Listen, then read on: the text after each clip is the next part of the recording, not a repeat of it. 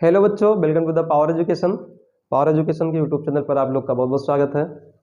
जैसा कि इस चैनल के माध्यम से हाई स्कूल इंटर के लिए अनसॉल्व पेपर प्रोवाइड करवाया जा रहा है और इस चैनल पर लगातार आप लोगों के लिए कोशिशें की जा रही है और इतना स्नेह और प्यार देने के लिए आप लोग का बहुत बहुत धन्यवाद। आज बच्चों हम लोग एक कमेंट पढ़ लेते हैं कुछ सा। इसमें कमलेश वर्मा जी बोल रहे हैं, तेरी किस्मत तेरी मेहनत से ही बन जाएगी, तेरी सफलता तेरी पढ़ाई से ही जानी जाएगी। बहुत सही कमलेश वर्मा जी, आपकी लाइनें एकदम सही है कि किसी की भी किस्मत जो बनेगी उसकी मेहनत से बनेगी और मेहनत जो आएगी वो सफलता से ही आएगी और सफलता में कहाँ से मिलेगी, उसका रास्ता क्या है, सिर्फ और सिर्फ पढ़ाई। एक हमारे है अनिकेत वर्मा जी बोल रहे हैं, बदल सको जितना बदलना हो पर इतना याद रखना कि जब हमारे अर्जुन सर बदलेंगे तो बस कारवां बदलते रह जाएंगे।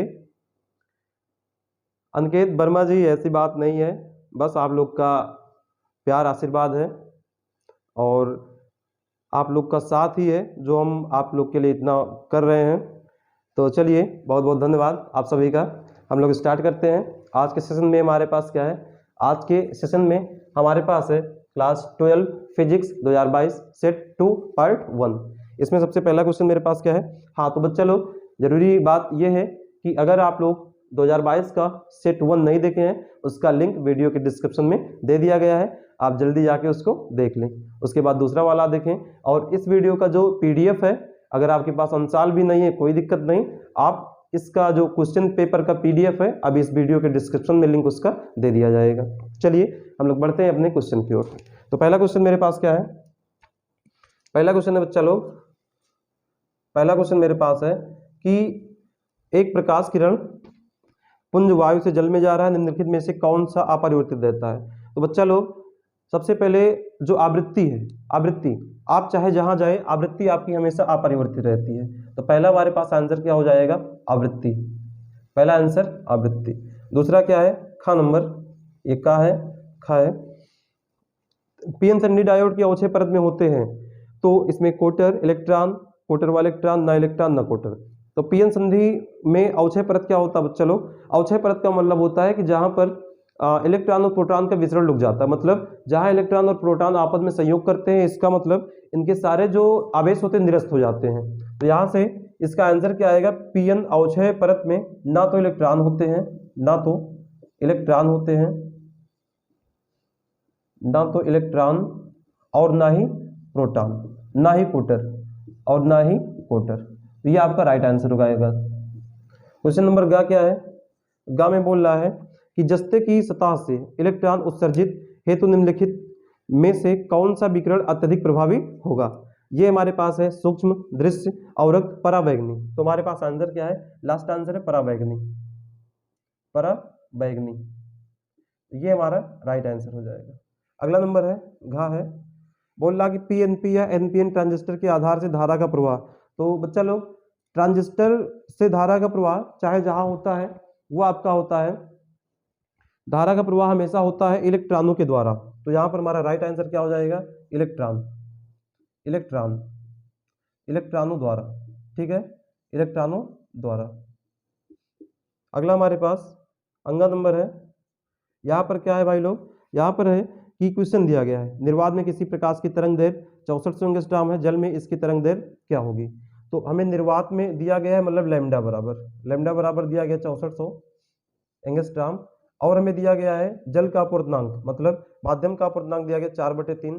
तो हम लोग फार्मूला जानते हैं, जल में इसकी तरंग दैर्घ्य, जल है क्या, जल का मतलब क्या है, जल का मतलब है कि वो किसी माध्यम की बात हो रही है। तो हम लोग फार्मूला जानते हैं, lambda M equal to lambda, अगर जल है तो यहाँ लिख दे लैम्डा डब्ल्यू, लैम्डा डब्ल्यू बराबर होता है लैम्डा बटे में एन। तो लैम्डा का मान कितना है, 6400, कितना है 6400 बटे में 4/3। तो यहाँ से बच्चों क्या आ जाएगा, 3 ऊपर चला जाएगा और 4 से डिवाइड करेंगे, 4 चौके 16, 16 चौके 64, ये हो जाएगा 1600 गुणे 1600 गुणे ये 3 ऊपर जाएगा तो हो गया 16 3 4800 एंगस्ट्रॉम। तो राइट आंसर क्या हो जाएगा, 4800 एंगस्ट्रॉम। अगला क्वेश्चन मेरे पास है कि एक कुंडली के सिरों के बीच 40 वोल्ट का प्रत्यावर्ती वोल्टेज लगाने में इसमें 80 मिली एम्पियर की धारा प्रवाहित हो रही कुंडली का प्रेरणिक प्रतिघात ज्ञात कीजिए। तो बड़ा आसान सा क्वेश्चन है, प्रेरणिक प्रतिघात का मतलब क्या होता है? प्रेरणिक प्रतिघात का मतलब बच्चा लोग होता है कि हमसे जेड का मान पूछा है, सॉरी हाँ जेड का मान पूछा है। 4 नंबर में हमें V बराबर दिया गया है 40 वोल्ट, V बराबर 40 वोल्ट दिया है और उसके बाद हमें बोला है I धारा कितना है 80 मिली एम्पियर, धारा कितना है 80 मिली एम्पियर है। तो 80 मिली एम्पियर के लिए क्या हो जाएगा, I बराबर आएगा 80 गुणे 10 की घात -3 एम्पियर। इसको हमने मिली से बदल दिया एम्पियर में। अब हमारे पास प्रेरणिक प्रतिघात पूछा है, तो प्रेरणिक प्रतिघात Z बराबर क्या होता है, Z बराबर V अपॉन आई, Z बराबर V अपॉन आई। मतलब यहाँ से B का मान कितना है 40 है, I का मान कितना 80 गुणे 10 की घात -3 है। तो बच्चा लोग ये 40 से कम 40 दूना 80 और ये 10 की घात -3 है, ऊपर जाएगा तो 10 की घात 3 होगा, 10 की घात 3 बटे 2 और 10 की घात 3 को हम लिख सकते हैं 1000 बटे में 2 से डिवाइड कर देंगे, सिंपली कितना आ जाएगा 500 ओम राइट आंसर। जेड बराबर कितना आ गया 500 ओम आ गया। इस प्रकार से हम लोग का खंड का समाप्त हुआ। क्लियरिटी बढ़िया सी आ रही है, ठीक है बच्चा। अब हम लोग अगले क्वेश्चन की ओर बढ़ते हैं, अगले क्वेश्चन की ओर बढ़ेंगे और इसमें हमसे बोला गया है कि खा नंबर, ये हमारे पास क्या है बा का खा। बोला गया निम्नलिखित में से प्रतिचुंबकीय पदार्थ कौन से होते हैं। तो भैया प्रतिचुंबकीय अनुचुंबकीय कोरोना की वजह से ये आपके सिलेबस से लेस कर दिया गया है, तो इसको हमें नहीं पढ़ना है, ठीक है। जो आपको नहीं पढ़ना उसको मैं बताते चलूंगा, जो आपको नहीं पढ़ना है वो मैं आपको बताता रहूंगा, ठीक है। तो चलिए हम लोग खंडबा जो है खंडबा का क्वेश्चन नंबर पहला छोड़ते हैं, खा करते हैं। खा में बोला गया है कि 12.8 मिलियन इलेक्ट्रॉन वोल्ट ऊर्जा वाले न्यूट्रॉन के दे ब्रॉगली तरंग दैर्ध्य की गणना कीजिए। चलिए तो हमें यहाँ पर दिया गया सिंपली हमें दिया गया तरंग दैर्ध्य कितना दिया है 12.8, सॉरी ये ऊर्जा दिया गया है, ऊर्जा मतलब के दिया गया है कि 12.8 मिलियन इलेक्ट्रॉन वोल्ट। तो सबसे पहले जो ऊर्जा होती है उसको हम लोग किसमें चेंज करेंगे, जूल में। तो मिलियन इलेक्ट्रॉन वोल्ट के लिए क्या होगा, 1 मिलियन इलेक्ट्रॉन वोल्ट में कितना होता है, ये आपका 12.8 गुणे मिलियन इलेक्ट्रॉन वोल्ट में जाएंगे 10 की पावर 6, ठीक है। उसके बाद 1 इलेक्ट्रॉन वोल्ट में 1.6 गुणे 10 की घात -19 जूल। तो ये हमारा सब किस में आ गया है, जूल में आ गया है। किस में आ गया, के बराबर जूल में। अब हम लोग क्या करेंगे, अब हमसे बोला गया दे ब्रॉगली तरंग दैर्ध्य बताओ। तो भैया हमारे पास डी ब्रॉगली होता है, डी ब्रॉगली तरंग दैर्ध्य, डी ब्रॉगली तरंग दैर्ध्य। तो डी ब्रॉगली तरंग दैर्ध्य का फार्मूला होता है, ये होता है लैम्डा बराबर h upon root 2mk, where m is the mass of neutron, M क्या है, यम है न्यूट्रॉन का द्रव्यमान, और इसकी वैल्यू जो होती है वो कांस्टेंट होती है। इसकी वैल्यू क्या होती है, कांस्टेंट होती है 1.67 गुणे 10 की घात -27 kg। तो हम लोग बच्चा क्या करेंगे, यहाँ वैल्यू रख देंगे सिंपली।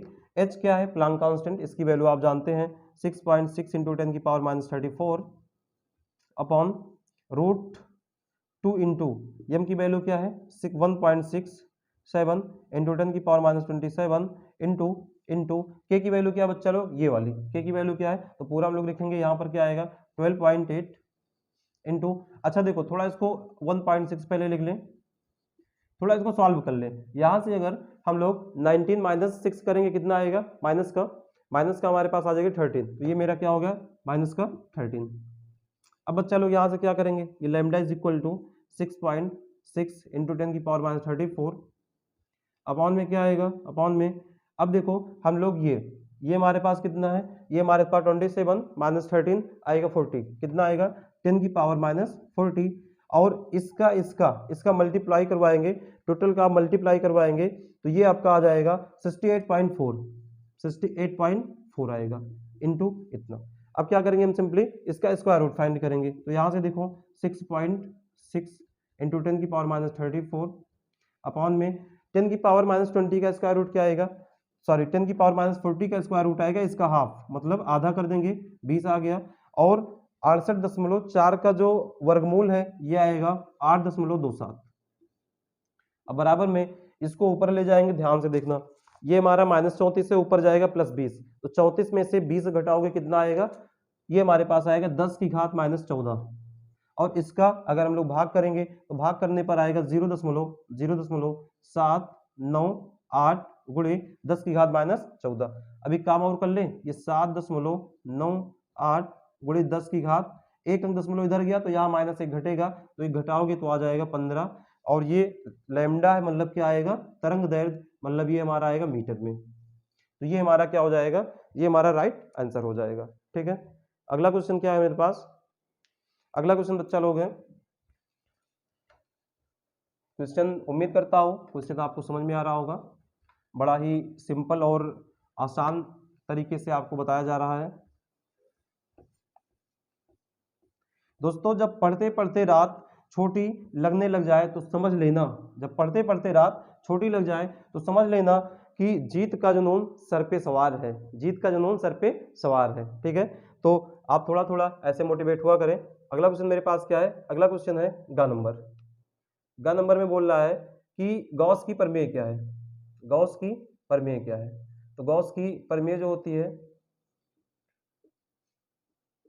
आपको एक नंबर में पूछा है तो आपको थोड़ा सा लिखना है कि किसी बंद पास से होकर गुजरने वाला या किसी बंद पर्पस से होकर निकलने वाला कुल फ्लक्स फाई ई कुल आवेश या नेट आवेश क्यू का 1/ε0 गुना होता है। तो यहाँ आप क्या लिखेंगे कि किसी बंद पृष्ठ किसी बंद पृष्ठ किसी बंद पृष्ठ से होकर गुजरने वाला कुल फ्लक्स या गुजरने वाला फ्लक्स फाई ई, फ्लक्स को लिखते हैं फाई ई, कुल आवेश क्यू का 1/ε0 गुना होता है, 1/ε0 गुना होता है। ठीक बच्चा लोग, मतलब किसी बंद पृष्ठ से होकर गुजरने वाला कुल फ्लक्स फाई ई कुल आवेश क्यू का 1/ε0 गुना होता है। इन दी मैथमेटिकली हम लोग बोल सकते हैं डेट इज कुल flux phi is equal to Q/ε0, where E ε0 is the, यहाँ पर लिख सकते हैं जहां एप्सिलॉन क्या है, निर्वात की वैद्युतशीलता, इसे क्या बोलते हैं, निर्वात की वैद्युतशीलता, निर्वात की वैद्युतशीलता। ठीक है बच्चा लोग, इतना आपको एक नंबर में सिंपली करना है। अगर आपको कहीं समझने में प्रॉब्लम हो रही है तो दोस्तों हम साथ साथ बोलते रहते हैं, राइटिंग थोड़ा कम सही है, थोड़ा मैनेज कर लो, ठीक है, राइटिंग थोड़ा कम सही है इसलिए हम बोलते रहते हैं। ठीक है, हम बोलते रहते हैं, परेशान मत होना। चलिए हम आगे पढ़ते हैं। आगे हमारे पास गा नंबर है, गा नंबर हो गया घा नंबर। घा नंबर में बोल रहा है कि एक एंगस्ट्रॉम तरंग दैर्घ्य वाली एक्स किरण की आवृत्ति क्या होगी। तो भैया हमें दिया गया लैम्डा बराबर 1 एंगस्ट्रॉम। अब हमसे बोल रहा है एक्स किरण की क्या होगी, आवृत्ति क्या होगी। तो हम जानते हैं 1 एंगस्ट्रॉम बराबर होता है 10 की घात -10 मीटर, 10 की घात -10 मीटर। अब तरंग दैर्घ्य बराबर वो आवृत्ति हमसे पूछा है तो हम लोग फार्मूला जानते हैं, न्यू बराबर c अपॉन लैम्डा। अब c की वैल्यू हम लोग जानते हैं क्या होता है, c is the light of velocity of light, मतलब प्रकाश की चाल 3 × 10 की घात 8 मीटर पर सेकंड। लैम्डा क्या है 10 की पावर -10 मतलब 10। ये सिंपली क्या करेंगे, सिंपली इसको आप ऊपर ले जाएंगे तो ये आएगा 3 × 10 की घात, देखो ये माइनस का ऊपर जाएगा प्लस, 10 8 18 हो जाएगा 18। आवृत्ति का मात्रक क्या होता है, प्रति सेकंड, क्या होता है, प्रति सेकंड। तो ये हमारा हो गया प्रति सेकंड। आसान क्वेश्चन है, एकदम आसानी से हलवा क्वेश्चन है, आप खा जाएंगे, बिना दांत से खाएंगे, बिना दांत से खाने वाला हलवा है, एकदम आसान सा क्वेश्चन है। अगला क्वेश्चन क्या है मेरे पास, अगला बोल रहा है कि हाइड्रोजन, अच्छा ये अंगा नंबर है, कि बोल रहा है कि प्रकाश विद्युत प्रभाव में सस्तंभता विभव से क्या तात्पर्य है। तो यहां से बच्चा लोग हम क्या लिख दें, सस्तंभता विभव, या इसी को हम लोग क्या बोलते हैं, एक नाम से और जानते हैं, निरोधी विभव। इसी को निरोधी विभव के नाम से जानते हैं, निरोधी विभव। ठीक है, निरोधी विभव। तो ये क्या होता है, अच्छा, ये बात कहाँ से होती है? ये जो हमारे पास सास्तव विभव होता है या निरोधी विभव होता है, ये वह ऐसा न्यूनतम विभव होता है जहां पर प्रकाश वैद्युत की धारा क्या कर दे, शून्य कर दे। मतलब ऐसा या वह न्यूनतम विभव जिस पर प्रकाश वैद्युत धारा शून्य हो जाए। तो यहाँ पर हम लिख सकते हैं, यहाँ पर क्या लिख सकते हैं, वह न्यूनतम विभव, वह न्यूनतम विभव जिस पर प्रकाश वैद्युत धारा,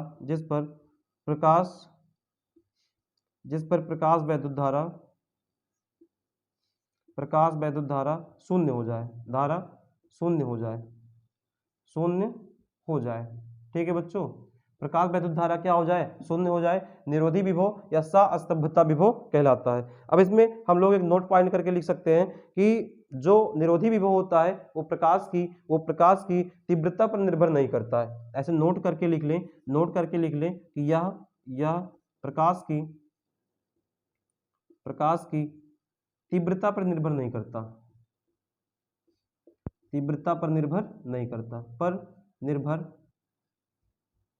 नहीं करता। ठीक है, तो कितना हम लोग जानकारी रखेंगे कि वह न्यूनतम विभव जिस पर प्रकाश वैद्युत धारा शून्य हो जाए उसे हम क्या बोलेंगे, उसे हम लोग बोलेंगे निरोधी विभव या सास्तव विभव। उसके बाद क्या होगा, यह प्रकाश की तीव्रता पर निर्भर नहीं करता है। ठीक है, अगला क्वेश्चन मेरे पास क्या है, अगला क्वेश्चन मेरे पास है बच्चा लोग, अगला क्वेश्चन है कि हाइड्रोजन के वर्णक्रम स्पेक्ट्रम में कौन सी श्रेणी परावैंगनी भागों में पाई जाती है। ये 1 नंबर वाला है, 1 नंबर में आपको ज्यादा नहीं लिखना है, ठीक है, जितने नंबर का क्वेश्चन आपको उसी हिसाब से आंसर देना है, क्योंकि जो पेपर आपका होता है वो बहुत बड़ा सा होता है, बहुत बड़ा रहता है, बहुत लिखना रहता है। तो आप छोटे क्वेश्चन में ज्यादा लिखेंगे तो लाजमी है कि आपके बड़े क्वेश्चन छोड़ सकते हैं। ये गलती आपको नहीं करना है। ठीक है, तो मेरे पास क्या है अगला क्वेश्चन, मेरे पास है 4 नंबर कि हाइड्रोजन के वर्णक्रम में कौन सा या कौन सी श्रेणी परावैंगनी भाग में पाई जाती है। सिंपली इसमें आपको लिख देना लाइमन, क्या लिख देना है, लाइमन।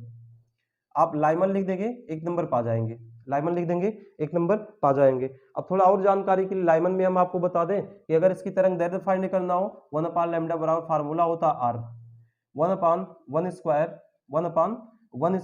माइनस में 1/n स्क्वायर, फिर n इज इक्वल टू 2 3 4 5, कहां तक, इनफाइनाइट तक।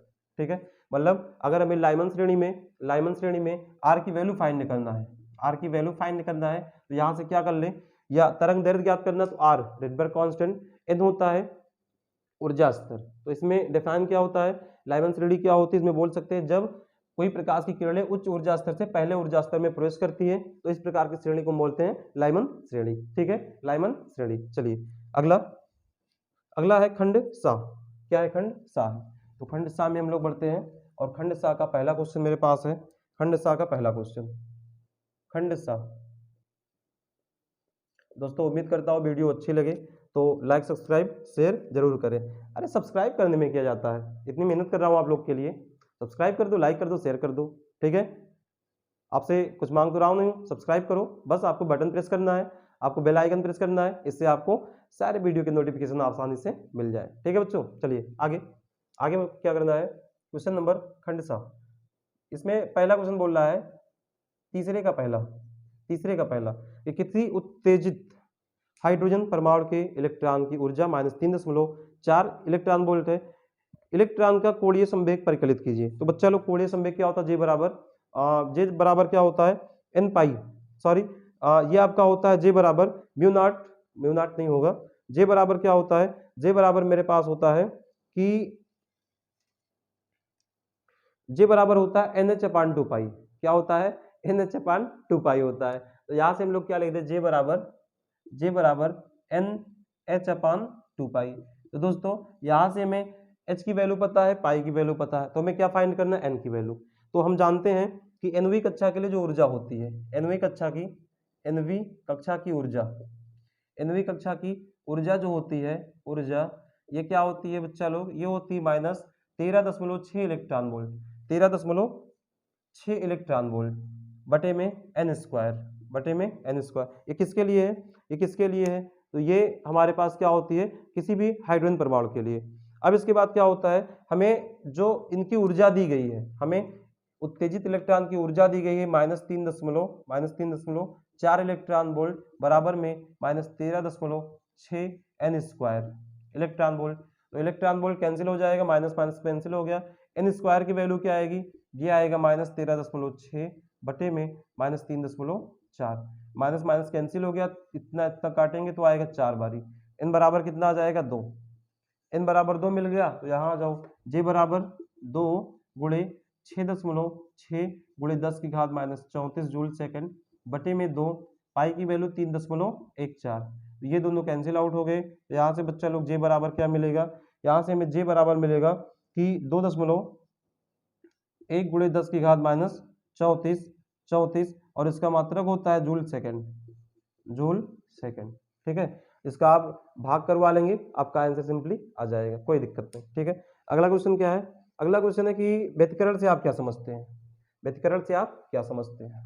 व्यतिकरण होता क्या है, व्यतिकरण एक ऐसी फिनोमिना है, एक ऐसा फिनोमिना है कि इसके लिए हमें कम से कम 2 तरंगों की आवश्यकता होती है, 2 तरंगों की, इंटरफेरेंस। व्यतिकरण को क्या बोलेंगे, इंटरफेरेंस। तो का खा मेरे पास है, तीसरे का खा, व्यतिकरण, व्यतिकरण, तो व्यतिकरण या इंटरफेरेंस, तो व्यतिकरण होता क्या है कि जब हम लोग कोई दो हम लोग प्रकाश ले लें और उसकी एक समान आवृत्ति ले लें, क्या ले लें कि जब हमारे पास समान आवृत्ति की 2 तरंगे किसी एक माध्यम में एक ही दिशा में अध्यारोपित होती है, मतलब जब हमारे पास कोई समान आवृत्ति, हमारे पास कोई समान प्रकाश या समान आवृत्ति की दो तरंगे समान आवृत्ति की 2 तरंगे एक ही दिशा में एक साथ अध्यारोपित होती है, एक साथ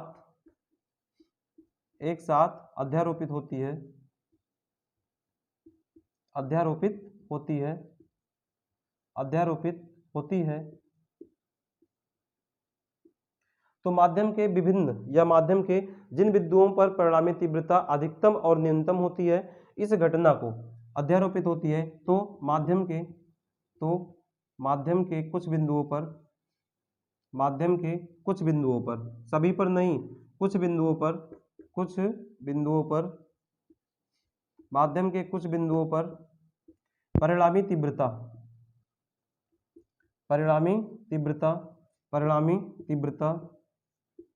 अधिकतम व न्यूनतम होती है, तीव्रता अधिकतम व न्यूनतम होती है,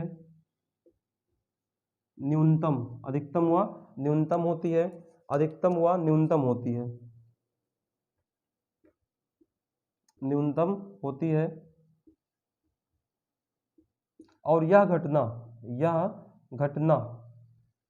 क्या कहलाता है, व्यतिकरण कहलाता है। यह घटना प्रकाश का व्यतिकरण कहलाता है, प्रकाश का व्यतिकरण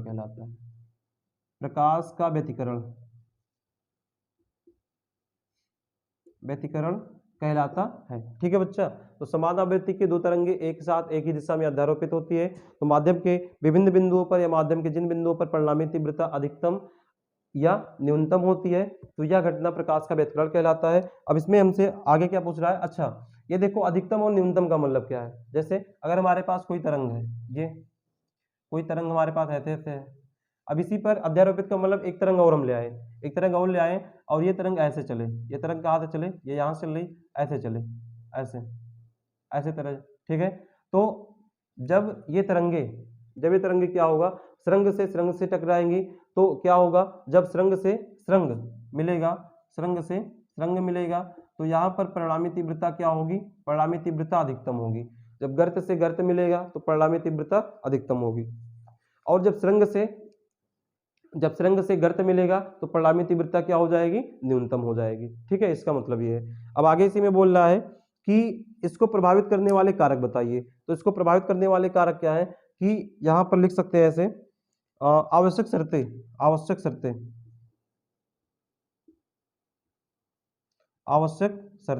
तो भैया इनके एक दो शर्त हमें लिखना है, क्योंकि क्वेश्चन मेरा ज़्यादा नंबर का नहीं 2 नंबर का है। तो सबसे पहले क्या होती है, दोनों तरंगों की आवृत्ति समान होनी चाहिए। दोनों तरंगों की आवृत्ति क्या होनी चाहिए, समान या बराबर होनी चाहिए। तो पहला हमारे पास क्या है, आवृत्ति बराबर होनी चाहिए, आवृत्ति बराबर होनी चाहिए, होनी चाहिए। दूसरा क्या है कि एक स्रोत से दूसरे स्रोत की दूरी निकट हो, एक स्रोत से दूसरे स्रोत की दूरी क्या हो, निकट हो, या ऐसे बोल सकते हैं कि दोनों स्रोत एक दूसरे से क्या हो, निकट हो। तो यहां पर क्या बोल रहे हैं, पहला पॉइंट है। दूसरा, दोनों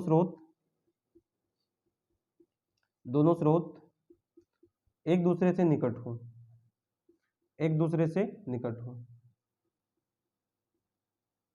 निकट हो। अगला एक होता है कि जो हमारे पास तरंग की कलाएं होंगी, तरंग की कलाओं का अंतर जो हो स्थिर हो, तरंग की कलाओं का अंतर क्या हो, स्थिर हो। तरंग की कलाओं का, तरंग की कलाओं का अंतर, कलाओं का अंतर स्थिर हो, अंतर स्थिर हो। ठीक है, चलो। हाँ, एक काम आप लोग ये करना कि जो मैं आपको लिखवा रहा हूँ इससे आप अपने लिए बढ़िया से नोट तैयार करना, उसको अपनी भाषा में लिखना, उसके बाद आपके लिए एक कॉपी बन जाएगी और उससे आप तैयार करना, उससे आपको पढ़ने में मदद होगी। ठीक है, तो अगला क्वेश्चन मेरे पास क्या है, अगला क्वेश्चन मेरे पास है कि एक गोलाकार चालक की त्रिज्या, क्वेश्चन मेरे पास है एक गोलाकार चालक की त्रिज्या, एक गोलाकार चालक की त्रिज्या हमें दिया गया 9 सेंटीमीटर। उसके बाद बोल रहा है कि इसकी धारिता, उस आवेश की गणना कीजिए कि जिसका विभव 1000 वोल्ट है। ठीक है, क्वेश्चन नंबर ये हमारे पास अगला है, क्वेश्चन नंबर 3 का, क्वेश्चन नंबर 3 है और 3 का मेरे पास है 3 का ग नंबर। बोल रहा कोई गोलाकार चालक जिसकी त्रिज्या आर बराबर क्या है, 9 सेंटीमीटर। चलो कोई दिक्कत नहीं। फिर बोल रहा है इसकी धारिता ज्ञात कीजिए, चलो ज्ञात कर लेंगे, सी बराबर। फिर बोल रहा है आवेश भी ज्ञात कीजिए, चलो भैया भी ज्ञात कर लेंगे, बोलते रहो आप। फिर बोल रहा है इसका विभव 100 दिया गया है, सॉरी इसका विभव 1000 वोल्ट है, कोई दिक्कत ना, हम ये भी कर लेंगे, कोई दिक्कत ना, हम सॉल्व करने तो आए हैं, हम सॉल्व करने ही आए हैं ना, तो कोई दिक्कत ना है। चलो यहाँ से हम सबसे पहले क्या जानते हैं कि अगर मेरे पास कोई चालक है, अगर मेरे पास कोई चालक है, उसकी त्रिज्या दी गई है, तो धारिता के लिए फार्मूला क्या होता है, सी बराबर 4 pi epsilon naught, 4 pi epsilon naught into R होता है। और 4 पाई एप्सिलॉन नॉट की वैल्यू क्या होती है, ये आपकी वैल्यू होती है 1/9 इंटू 10 की पावर 9, गुणे में आर की वैल्यू क्या है 9, ये 9 सेंटीमीटर, इसको बदलो मीटर में, 10 की घात कितना हो जाएगा -2, ये आपका हो जाएगा 9 गुणे 10 की घात -2 मीटर। देखो 9 से 9 कैंसिल हो गया, इसको ऊपर ले जाएंगे तो हो जाएगा 10 की घात -9, तो -9 और 2 10 की घात -11, ये हमारे पास कितना आ गया, 10 की घात -11 आ गया। अब इसके बाद हमसे बच्चा लोग क्या पूछा है, अच्छा ये जो धारिता है इसका मात्रक होता है फैराड, क्या होता है, फैराड होता है। अब इसके बाद हमसे क्या पूछा है, इसका आवेश कितना होगा, तो हम लोग जानते हैं Q बराबर CB, Q बराबर CB। तो यहाँ से हमें C का मान कितना पता, 10 की घात 11, और V का मान कितना 1000, तो 10 की घात -11 गुणे में 1000 को लिख सकते हैं 10 की घात 3, तो इसको क्या लिख दिया हमने 10 की घात 3, तो यहाँ से सिंपली आप माइनस कर लो तो आ जाएगा 10 की घात -8 कूलाम, 10 की घात -8 कूलाम, 10 की घात -8 कूलाम आ जाएगा। ठीक है, अगला क्वेश्चन मेरे पास क्या है, अगला क्वेश्चन मेरे पास है कि डेविएशन जर्मन से निष्कर्ष क्या निकलता है। तो भैया डेविएशन और जर्मन जो है वो हमारे सिलेबस में नहीं है, इस बार जो है डेविएशन और जर्मन की प्रमेय हमने इसको माध्यमिक शिक्षा चयन बोर्ड ने काट दिया है, तो ये क्वेश्चन हम लोग स्किप करते हैं। अगला क्वेश्चन क्या है, अगला क्वेश्चन है अथवा, हाँ अथवा वाला कर लेते हैं, जो है उसको जरूर करेंगे। चलिए अथवा में हमें दिया गया है कि एक फोटो बना है, फोटो कॉपी से फोटो कर लें, एक फोटो बना है,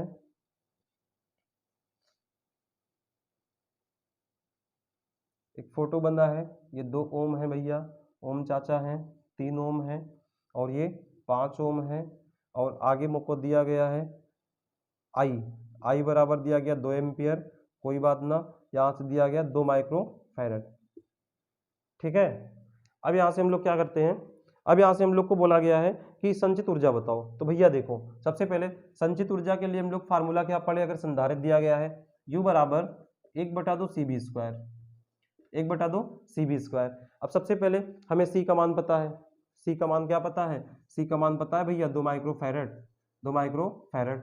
अब हम लोग किसका मान ले आए, अब हम लोग मान इसमें किसका ले आए, अब हम लोग मान ले आए यहाँ से बी का। तो देखो बी के लिए हमें धारा दिया गया है, प्रतिरोध दिया गया है, तीनों का हम लोग क्या कर ले, तीनों श्रेणी क्रम में है, तीनों देखो एक ही रास्ता से, इसका पहला सिरा अगले वाले से अगले सिरा अगला जुड़ा है, या ऐसे बोल दो यहाँ से धारा आएगी सब में एक के जाएगी। ठीक, तो यहाँ से क्या बोल दें कि 2 ओम 3 ओम व 5 ओम का श्रेणी क्रम संयोजन, तो श्रेणी क्रम में जोड़ेंगे तो आर बराबर क्या आएगा, सिंपली आर बराबर होता है R1 + R2 + R3।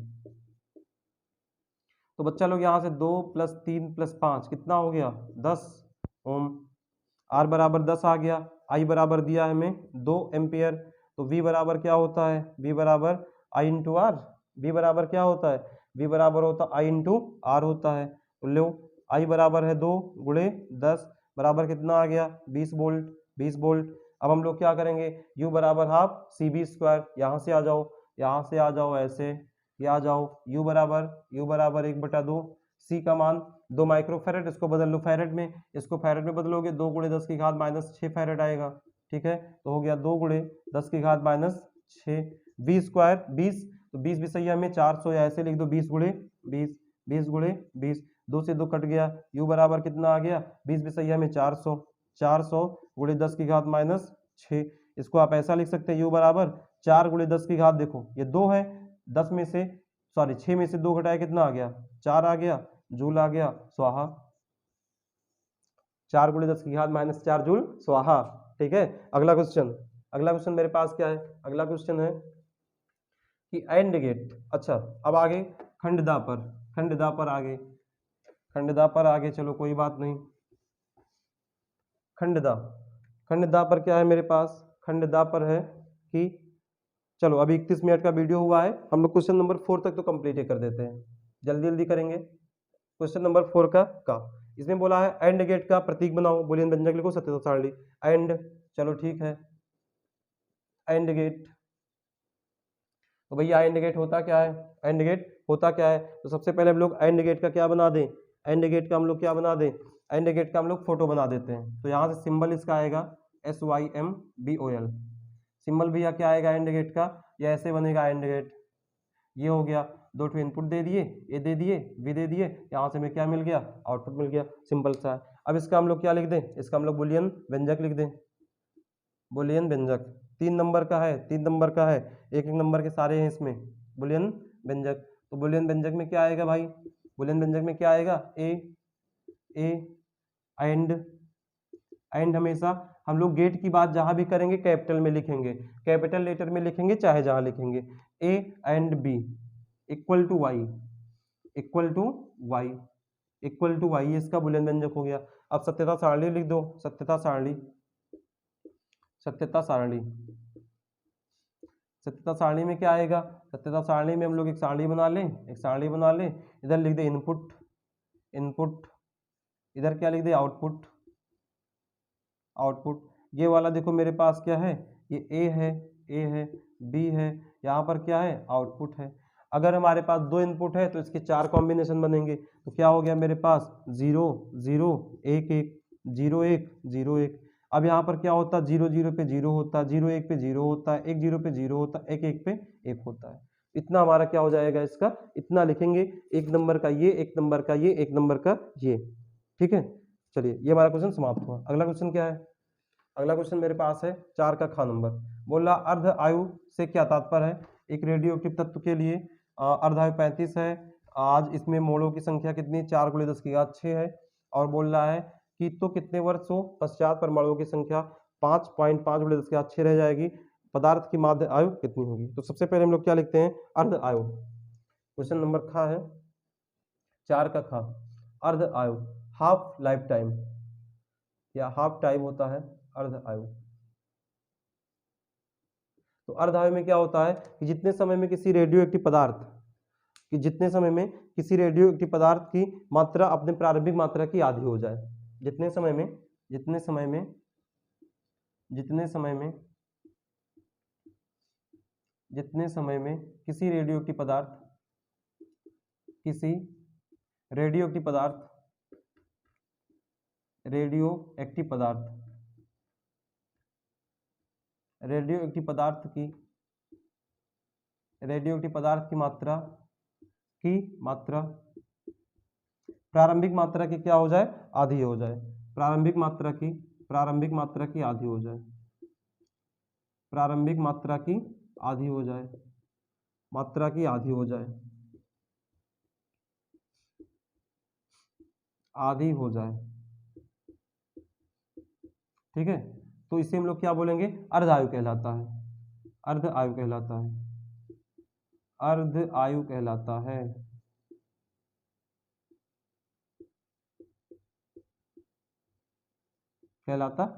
अब आगे हमसे बोल रहा है कि इसमें हमें दिया गया है कि किसी रेडियोएक्टिव पदार्थ की अर्धायु 35 है। चलो सॉल्व करते हैं कि अर्धायु में दिया गया है 35 वर्ष। अर्धायु में कितना दिया गया है, 35 वर्ष। 35 वर्ष। आगे हमें क्या दिया गया, तो क्या बोला गया है, हमसे बोला गया है कि इसमें आज परमाणुओं की संख्या 4 × 10 की पावर 6 है। ये किसका मान होता है बच्चा लोग, n नॉट का। 4 × 10 की पावर 6 है।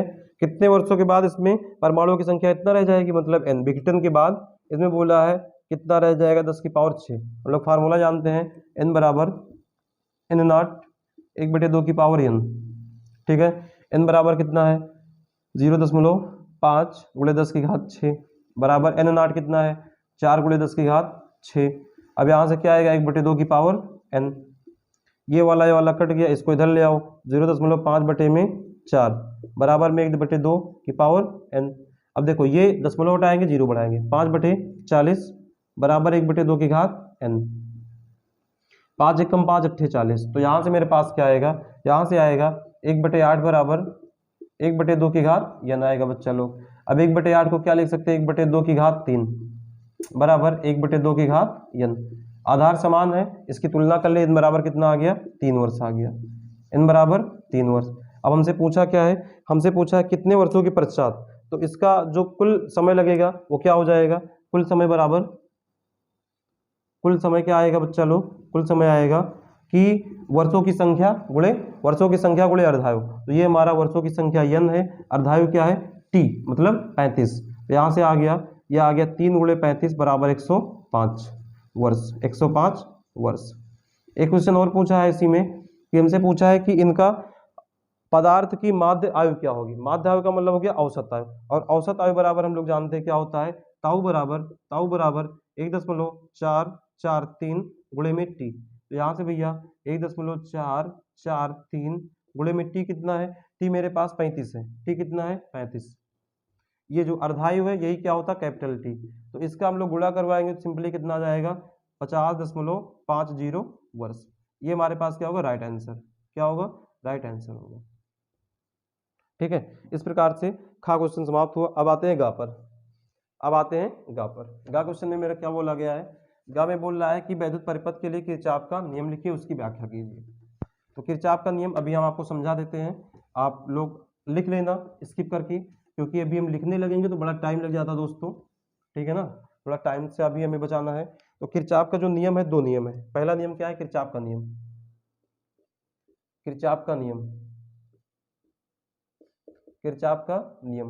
तो किरचॉफ का पहला नियम मेरे पास है प्रथम नियम।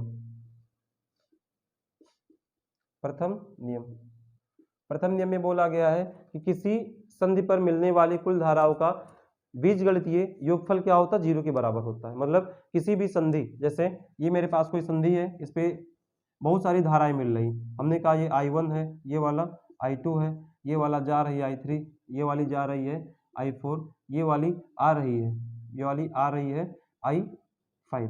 ठीक, तो इन सब का जो बीजगणितीय योगफल होगा, बीजगणितीय योगफल होगा, वो सब क्या होगा, 0 के बराबर होगा। तो ऐसा बोला जाता है कि किसी परिपथ के किसी बिंदु पर भी, किसी परिपथ के किसी भी संधि पर मिलने वाली कुल धाराओं का बीजगणितीय योगफल क्या होता है, 0 के बराबर होता है। ये हम लिख सकते हैं सिग्मा I बराबर क्या होता है, 0 होता है। इसी को हम लोग बोलते हैं किरचॉफ का प्रथम नियम। इसे हम लोग आवेश का नियम भी बोलते हैं। इसे हम लोग किसका नियम बोलते हैं, आवेश का नियम भी बोलते हैं। ये ऐसे, ये आपका इंपॉर्टेंट है, आवेश संरक्षण का नियम। ये बहुत बारी पूछा गया है कि किसे आवेश संरक्षण का नियम कहते हैं, तो हम लोग का आंसर क्या हो जाएगा, किरचॉफ के प्रथम नियम को। दूसरा नियम क्या है, दूसरा नियम को हम लोग बोलते हैं वोल्टता का नियम। तो उसमें क्या होता है कि कोई भी अगर हमारे पास बंद पास है, उस बंद पास में बैठने वाली किसी भी बंद पास के विभिन्न खंडों में बहने वाली धारा और उसके संगत प्रतिरोध का के गुणनफल का बीजगणितीय योगफल उस बंद पास के कुल विद्युत वाहक बल के बीजगणितीय योगफल के बराबर होता है। तो इसे बच्चा लोग हम ऐसे लिख सकते हैं, सिग्मा आई आर बराबर में सिग्मा ई। ठीक है, मतलब जो धारा और संगत प्रतिरोध का गुणनफल का बीजगणितीय योगफल होगा वो कुल विद्युत वाहक बल के बीजगणितीय योगफल के बराबर होगा। ठीक है, और इससे हम लोग क्या जानते हैं, इसे बोलते हैं ऊर्जा संरक्षण का नियम। इसे क्या बोलते हैं, ऊर्जा संरक्षण का नियम। ठीक है, ऊर्जा संरक्षण का नियम बोलते हैं बच्चा, ऊर्जा संरक्षण का नियम। अगर किसी को लिखने में कोई दिक्कत होगी बोल देना, आप कमेंट कर सकते हैं बिना किसी टेंशन के, हम उसको लिए सॉल्यूशन प्रोवाइड करवा देंगे। ठीक है, अगला क्वेश्चन मेरे पास क्या है कि विद्युत चुंबकीय प्रेरण संबंधी फैराडे के नियम लिखिए, एक परिनालिका के लिए स्वप्रेरकत्व गुणांक का सूत्र लिखिए। हाँ, इसको करते हैं, और इसको करने के लिए हम लोग विद्युत चुंबकीय प्रेरण हम लोगों ने 2022 के पहले सेट में किया है, तो वो वीडियो आप जाके वहां से देख लीजिए। और इसमें नया क्वेश्चन क्या है कि एक परिनालिका के लिए स्वप्रेरकत्व गुणांक का सूत्र, हाँ इसको हम करते हैं, इसको करते हैं क्वेश्चन नंबर घ। ठीक है, तो चुंबकीय प्रेरण के लिए आप कहाँ जाएंगे, आप चैनल पर जाएंगे, प्लेलिस्ट में जाएंगे, क्लास 12 आपको फिजिक्स का प्लेलिस्ट मिला है, उसमें आप जाएंगे, वीडियो पहला देखेंगे 2022 से पहले का, उसमें क्वेश्चन इसको करवाया गया है। तो यहाँ पर हमारे पास क्या है, स्वप्रेरकत्व। तो जो कुंडली का स्वप्रेरकत्व होता है, या इसी को हम बोलते हैं स्वप्रेरकत्व गुणांक, स्वप्रेरकत्व या ऐसे सीधे लिखा है स्वप्रेरकत्व गुणांक। तो गुणांक में ये हमारे पास क्या आएगा बच्चा लोग, हम लोग मान लेते हैं कि कोई कुंडली है, मान लेते हैं क्या है, मानने में क्या जाता है, कुछ नहीं, मान लो कोई कुंडली है, मान लिया हमने, इसको एक बैटरी से जोड़ दिया गया है, इसमें एक प्रतिरोध भी लगा है, प्रवाहित धारा आई होगी, प्रवाहित धारा क्या होगी, आई होगी। ये कुंडली में फेरों की संख्या, फ्लक्स संख्या क्या होगी, फाई बी होगी, और जो फेरों की संख्या है कैपिटल एन होगा। तो आप थोड़ा सा लिख लेंगे, माना क्या लिखेंगे, माना एक कुंडली है जिसका प्रेरकत्व कैपिटल एल है, जिसका प्रेरकत्व क्या है, माना एक कुंडली है जिसमें फेरों की संख्या कैपिटल एल तथा प्रवाहित धारा आई है, माना कुंडली से बद्ध चुंबकीय फ्लक्स क्या है, फाई बी है। तो सबसे पहले हम लोग क्या निकालेंगे कि कुल चुंबकीय फ्लक्स, मतलब कुंडली से बद्ध कुल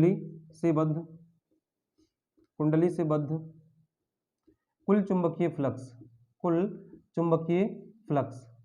तो बच्चा जो कुल चुंबकीय फ्लक्स होगा वो क्या आएगा, एन फाई बी आएगा, एन फाई बी, और डायरेक्टली प्रोपोर्शनल होता है धारा आई के, डायरेक्टली प्रोपोर्शनल क्या होता है, धारा आई के। मतलब अगर हम लोग फेरों की संख्या बढ़ाएंगे तो हमें धारा क्या होगी, बढ़ेगी। यहाँ से क्या करेंगे, एन फाई बी बराबर यहाँ से इसको हटा दिए, बराबर लगाए, एल आई आ गया, और यहाँ एल को क्या बोलते हैं, एल को ही बोलते हैं स्वप्रेरकत्व गुणांक, स्वप्रेरकत्व गुणांक कहते हैं, स्वप्रेरकत्व गुणांक कहते हैं बच्चा लोग। ठीक है, अब यहाँ से क्या आएगा, यहाँ से हम लोग एल बराबर क्या पाएंगे, एन फाई बी अपॉन में आई, एन फाई बी अपॉन में आई बराबर 1 एम्पियर मान लेते हैं, आई बराबर 1 एम्पियर। तो यहाँ से हम इसको डिफाइन करेंगे, क्या आएगा, एल बराबर एन फाई बी। अब इसको हमें डिफाइन करना है, क्या करना है, परिभाषित करना है। तो क्या लिखेंगे कि एक किसी कुंडली के एकांक या किसी कुंडली में एकांक धारा प्रवाहित करने से, धारा को हमने एक मान लिया, तो किसी कुंडली में एकांक धारा प्रवाहित करने से कुंडली में संबंधित कुल फ्लक्स को हम लोग क्या बोलेंगे, उस कुंडली का स्वप्रेरकत्व गुणांक कहते हैं। फिजिक्स में कुछ नहीं है, पढ़ने में कुछ नहीं है बच्चा लोग, पढ़ने में आप एकदम फार्मूले से परिभाषा बनाएंगे। फिर से देखो, किसी एक कुंडली में एकांक धारा प्रवाहित करने से कुंडली में संबंधित कुल फ्लक्स को उस कुंडली का स्वप्रेरकत्व गुणांक कहते हैं। तो सिंपली आपको इतना सा लिखना है। चलिए अब हमारे पास चौथे का लास्ट क्वेश्चन बचा है, उसको भी हम लोग कर लेते हैं। चौथे का लास्ट क्वेश्चन देख लेते हैं। वीडियो मेरी कितनी लंबी हो गई है, वीडियो बढ़िया सी होती जा रही है, बड़ी होती जा रही है, लेकिन हम लोग चौथे का क्वेश्चन नंबर लास्ट वाला कर देते हैं। ठीक है, तो चौथे का क्वेश्चन नंबर लास्ट करेंगे बच्चा लोग। तो मेरे पास क्या आएगा, मेरे पास आएगा चौथे का लास्ट वाला अंगा मतलब कुछ नहीं। ठीक है, एक समान चुंबकीय क्षेत्र में क्षेत्र के लंबवत रखने पर अल्फा कण तथा प्रोटॉन के वेग का अनुपात 1.3 है। तो मान लेते हैं अल्फा कण का वेग जो होगा, अल्फा कण का वेग क्या होगा, वी अल्फा, तथा प्रोटॉन का वेग क्या होगा, बीपी, बराबर में 1:3 मतलब 1/3। क्षेत्र में प्रवेश करने के बाद वे भिन्न वृत्ताकार पथों में गति करते हैं, उसके वृत्ताकार पथों की त्रिज्याओं का अनुपात बताना है। मतलब हमें क्या बताना है, हमें बताना है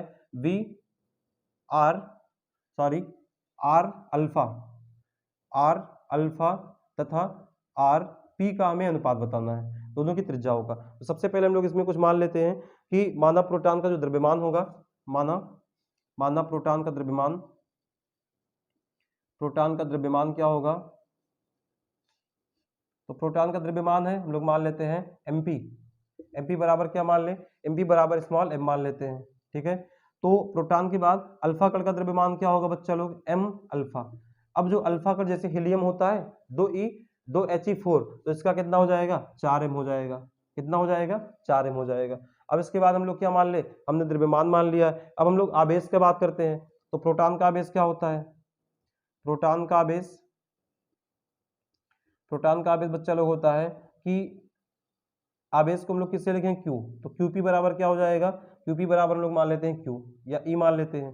तो हमारे पास अल्फा कण का कितना हो जाएगा, Q अल्फा बराबर 2E, ठीक। अब हम लोग क्या जानते हैं, हम जानते हैं वृत्ताकार पथ की त्रिज्या, क्योंकि वृत्तीय गति हो रही है, वृत्ताकार पथ की त्रिज्या। तो वृत्ताकार पथ की त्रिज्या क्या होता है, वृत्ताकार पथ की त्रिज्या बराबर, तो ये फार्मूला होता है आर बराबर m, या ऐसे बोल सकते हैं आर बराबर mb अपॉन में qb, mb अपॉन qb। अब अगर हम लोग यहाँ से r के लिए लिखेंगे, r अल्फा के लिए क्या आएगा, m अल्फा v अल्फा बटे में q अल्फा, और b चुंबकीय क्षेत्र हमारा सेम है, चुंबकीय क्षेत्र में कोई बदलाव नहीं होगा। अब आर अल्फा के बटे में क्या लेंगे, आरपी, तो बटे में आरपी लिखेंगे, तो देखो आरपी बटे में लिखेंगे तो ये वाला ऊपर चला जाएगा, ये वाला ऊपर जाएगा, तो ये क्या हो जाएगा, क्यू अल्फा, सॉरी ये बटे में किसके लिए, आरपी के लिए, तो ये हो गया आरपी। यहाँ से क्या आएगा, क्यूपी, और बी आपका वही रहेगा, बटे में ये वाला नीचे आएगा, एम पी इंटू में बीपी। अब एक लाइन क्या करते हैं, क्यू से बी कैंसिल हो गया, यम वाले को यम के नीचे, बी वाले को बी के नीचे, क्यू वाले को क्यू के नीचे, तो यम अल्फा बटे में एम अल्फा बटे में क्यू अल्फा, ये एक हो गया। दूसरा क्या है, वी अल्फा बटे में बीपी, ये हो गया।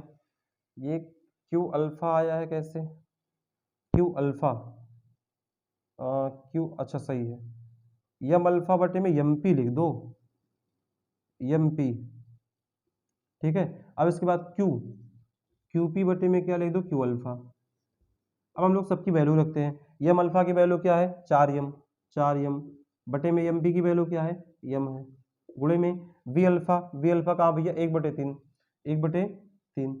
क्यूपी का है, क्यूपी का ई है, क्यू अल्फा का क्या है, क्यू अल्फा का 2e है। चलो ई वाला ई से कट गया, यम वाला यम से कट गया, 2 1 कम 2 दूना 4, तो यहाँ से क्या आ गया, आर अल्फा बटे आर पी बराबर में 2/3, मतलब 2:3। तो मेरे पास राइट आंसर क्या हो जाएगा, 2:3 हो जाएगा राइट आंसर, ठीक है बच्चा। तो इस प्रकार से हम लोग इतना ही आज की वीडियो में रखते हैं, अगले सेशन में हम लोग मिलेंगे तो 5 बजे से स्टार्ट करेंगे, तब तक आप वीडियो देखते रहे, पढ़ाई करते रहें और ठंडी से बचाव करते रहे। जय हिंद।